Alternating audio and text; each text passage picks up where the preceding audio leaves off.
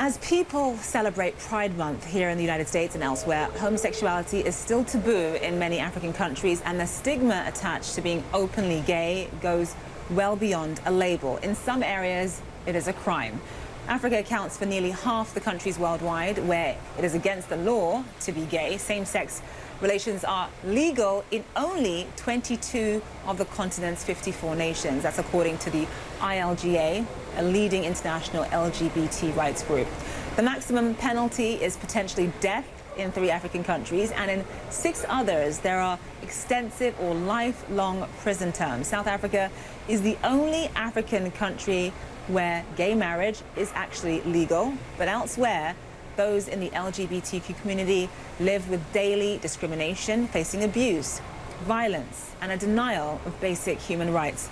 Homophobia remains prevalent throughout much of the continent. A large part of that dates back to anti-gay laws introduced by European colonists, in particular Britain and France. Time now for The Exchange, where we take a look at why the issues of LGBTQ rights is such a difficult subject on the continent. Joining me live now is BC Alimi, a gay rights activist and the first Nigerian to come out as openly gay on national television. He says that he lives his life in public so that you don't have to live yours in private. BC, welcome. You have been through, of course, you have been through so much.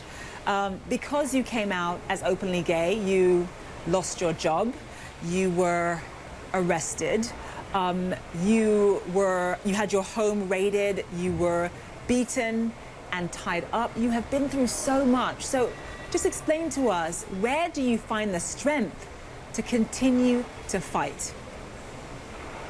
Once again, Zain, thank you so much for having me on your show. I've been asked these questions many times, and I think that my strength or the ability to keep doing what I'm doing is based on the fact that there is someone, a young person in Nigeria or across the continent of Africa, who is drawing inspiration from the work that I am doing. And for them, I have to keep doing what I'm doing. But also, I have seen change happening in Nigeria, no matter how extremely homophobic Nigeria is as a country. I am seeing change happening. And that on its own is such a huge source of inspiration for me, because the thing is, the people that give up never make change happen. Those are powerful words. And so I just want to explain to our audience what actually happened to you. I mean, you came out on a Nigerian talk show, you announced that you were openly gay, you ended up losing your job because you were an actor in Nigeria, you lost your job on a TV show, and actually the person who interviewed you on that TV show was also suspended. And that tells you really the environment for gay rights in a place like Nigeria. Given everything that you've been through, how do you feel when you go back to Nigeria now? I think to put the scenario you just created into perspective, this happened 14 years. This happened 17 years ago. It happened in 2004. And Fumi Yoda, who is seen as one of the most powerful beacon of professional journalism in Nigeria, had to lose her job because of the fact that she dared to give someone like me a platform to tell my story. And going back to Nigeria for me, I started going back to Nigeria in 2015. And it was out of the fact that I felt I needed to do something. When the Same-Sex Marriage Prohibition Act was signed in 2014, I realized that I've learned a lot living in the West.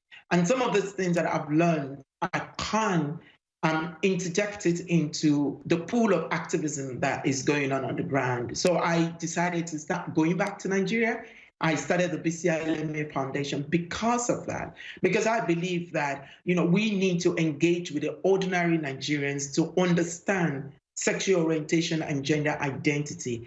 I am tired of talking to lawmakers who are not interested in these issues because of money or because of whatever it is. It is an ordinary person. And if I can change the hearts of my mother, my sisters, my friends, and bring them on a journey to understand what these issues are, that is, at least to some extent, the most powerful approach to accelerating social acceptance of LGBT persons.